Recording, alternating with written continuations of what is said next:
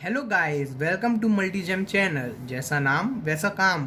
और आज हम लेके आए हैं quadratic equation and expression in one shot. हम इसे बहुत जल्दी कवर करेंगे जिससे आपके सारे डाउट्स क्लियर हो जाएंगे। So let's get started. Quadratic expression, कोई भी एक्सप्रेशन जो a x square plus b x plus c यानी जिसकी डिग्री 2 हो उस फॉर्म में हो और जिसमें ए ज़ीरो ना हो। अगर ए ज़ीरो हो गया तो फिर इसकी डिग्री तो 1 रह जाएगी, इसीलिए ए ज़ीरो ना हो और बी और सी रियल और कॉम्प्लेक्स कुछ भी हो सकते हैं। तो उन एक्सप्रेशंस को क्वाड्रेटिक एक्सप्रेशन कहा जाता है, जैसे x square minus 7x plus 12। इसके बाद हम पढ़ेंगे क्वाड्रेटिक इक्वेशंस। क्वाड्रेटिक एक्सप्रेशंस को अगर ज़ीरो के बराबर पुट कर दिया जाए तो वो एक क्वाड्रेटिक इक्वेशन बन जाती है। इसमें भी शर्त यही होती है कि ए ज़ीरो नहीं होना चाहिए और बी और सी रियल और कॉम्प्लेक्स कुछ भी हो सकते हैं, जैसे x square plus 5x plus 6 equals to 0। तो ये बन गई एक क्वाड्रेटिक इक्वेशन। अब हम पढ़ेंगे आइडेंटिटी के बारे में। आइडेंटिटी क्या होती है? A relation which is true for every value of variable. मतलब जैसे ए प्लस बी का होल स्क्वायर है, a square plus b square plus 2ab जो होता है, अगर हम उसमें ए और बी की कोई भी वैल्यू रखें तो हमें LHS और RHS हर बार बराबर मिलेंगी। इसी को आइडेंटिटी कहते हैं। If a alpha square plus b alpha plus c equals to 0 then alpha is root of the solution। मतलब अगर कोई quadratic equation ax square plus bx plus c की फॉर्म में दे रखी है हमें, और हमने उसमें अल्फा पुट करा वेरिएबल की जगह, और अगर उसका आंसर 0 आ गया तो वो अल्फा उसका रूट कहलाता है। और रूट जो धराचार्य मेथड से निकाला जाता है वो उसका फॉर्मूला होता है -b plus minus under root b square minus 4ac upon 2a, जहाँ पे a b c respectively coefficients होते हैं क्वाड्रेटिक इक्वेशन के, जहाँ पर डिस्क्रिमिनेंट की value B square minus 4ac के बराबर होती है। और हम इसमें डेरिवेशन नहीं करेंगे क्योंकि ये वन शॉट वीडियो है, तो हम इसमें क्विक रिवीजन कर रहे हैं। एल्फा बीटा अगर रूट्स हैं किसी इक्वेशन के तो एल्फा प्लस बीटा यानी सम ऑफ रूट्स होता है -b by a. Alpha beta होता है product of root c by a. Quadratic equation को हम एल्फा बीटा के टर्म्स में कैसे लिख सकते हैं? क्योंकि एल्फा बीटा रूट्स हैं तो क्वाड्रेटिक इक्वेशन को a times x minus alpha times x minus beta लिखा जा सकता है, तो वो खुल के फिर वही फॉर्म में आ जाता है। अब जैसे एक क्वेश्चन करते हैं। एक क्वाड्रेटिक इक्वेशन है जिसके roots 3 plus minus i root 5 iota root 5 by 2 दे रखे हैं, तो वो क्वाड्रेटिक इक्वेशन पूछी गई है, क्या होगी?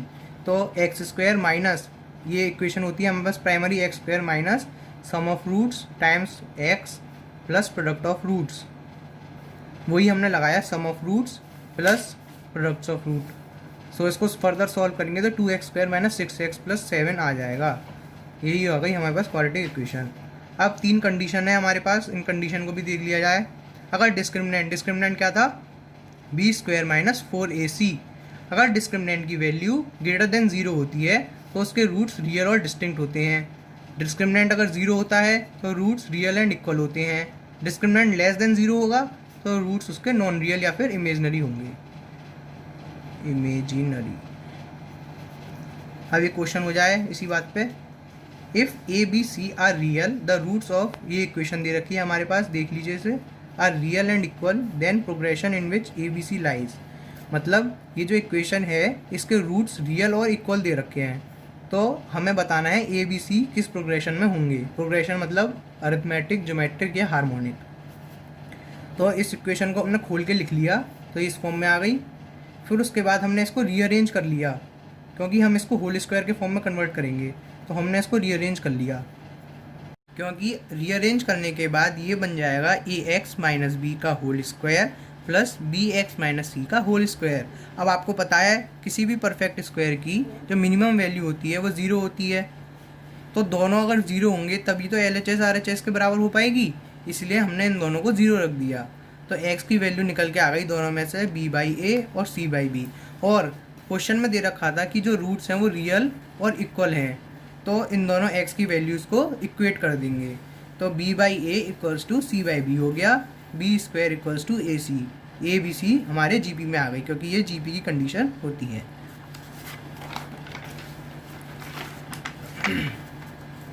अब हम नई चीज़ पढ़ेंगे जो कि है कॉमन रूट्स। कॉमन रूट्स क्या होते हैं? जैसे 2 इक्वेशन है हमारे पास, उसमें एक रूट जैसे एल्फा है तो वो इसको भी सेटिस्फाई करेगा और इस वाली इक्वेशन को भी सेटिस्फाई करेगा। तो उसकी कंडीशन क्या होती है? जो कॉमन रूट होता है वो हमारे पास निकल के आता है, फॉर्मूला होता है, इसे याद कर लीजिए।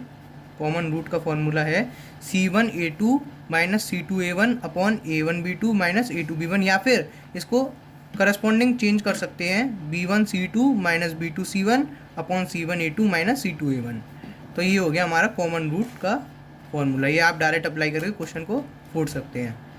The roots of the equation a b minus c x square plus b c minus a x plus c a minus b equals to 0 are.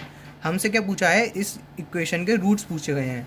तो ये कैसे करेंगे, अगर हम इस इक्वेशन में x इक्वल्स टू 1 रखेंगे तो ये इक्वेशन 0 हो रही है। देखिए रख के देखिए, a b minus a c plus b c minus a b plus c a minus c B.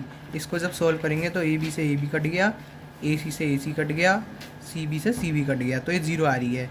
मतलब किसी इक्वेशन में अगर हमने 1 रखा तो 0 आ रही है, मतलब क्या होगा, 1 उसका रूट होगा। तो एक रूट तो इसका 1 आ गया। अब प्रोडक्ट ऑफ रूट का फॉर्मूला लगाएंगे दूसरा रूट निकालने के लिए। तो प्रोडक्ट ऑफ रूट क्या होता है, 1 इंटू दूसरा root equals to c by a, मतलब coefficient of constant term upon coefficient of x square, c by a. वो हमने कर दिया तो हमारा अदर रूट आ गया। अब हम ट्रांसफॉर्म्ड इक्वेशन के बारे में पढ़ेंगे। ये बहुत इंपॉर्टेंट टॉपिक है, ऐसे ध्यान से पढ़िएगा।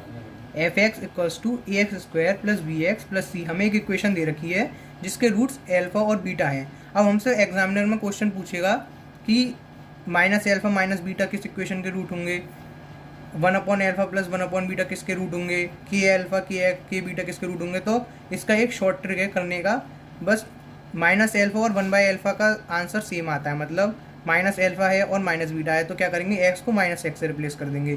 तो हमारी इक्वेशन बन जाएगी a minus x square plus b minus x plus c. 1 by alpha 1 by beta roots हैं किसी इक्वेशन के, तो क्या करेंगे, एक्स को 1 बाई एक्स से रिप्लेस कर देंगे। 1 by x square plus b 1 by x plus सी।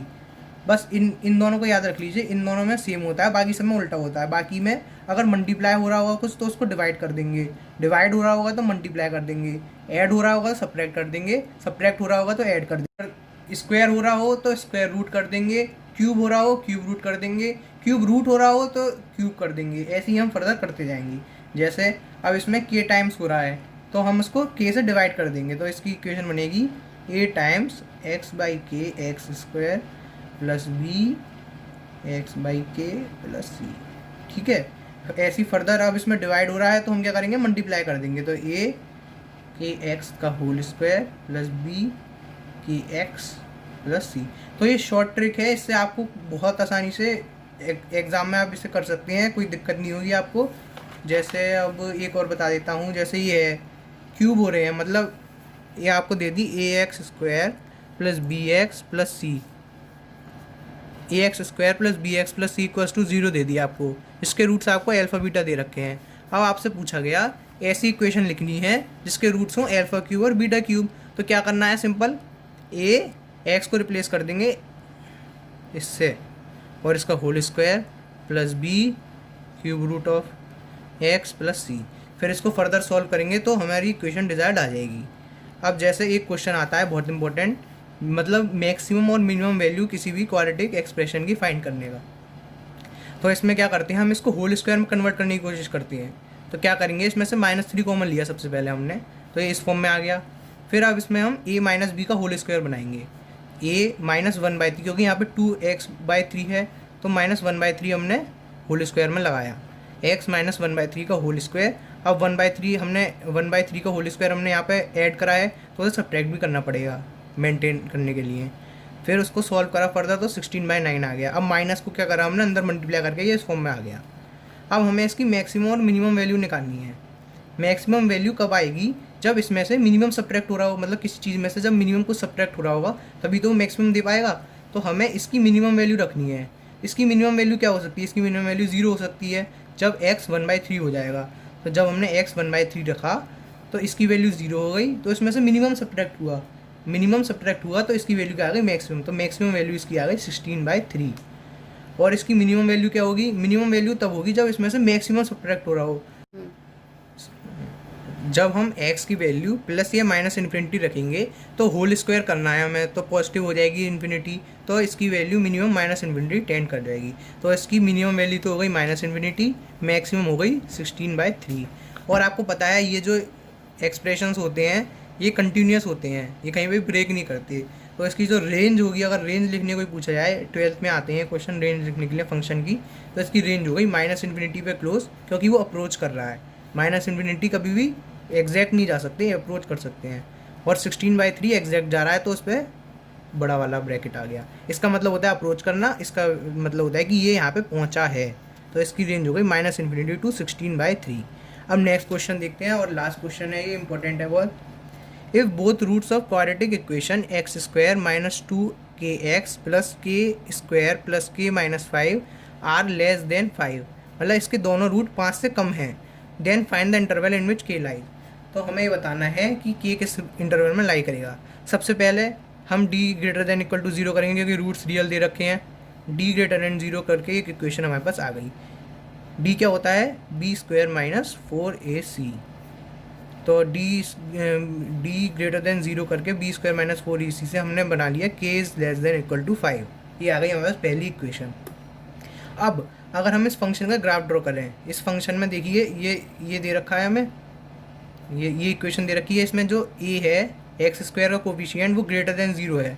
जब x² का कोफिशिएंट > 0 होता है तो अपवर्ड पैराबोला बनता है, और जब < 0 होता है तो डाउनवर्ड फेसिंग पैराबोला बनता है।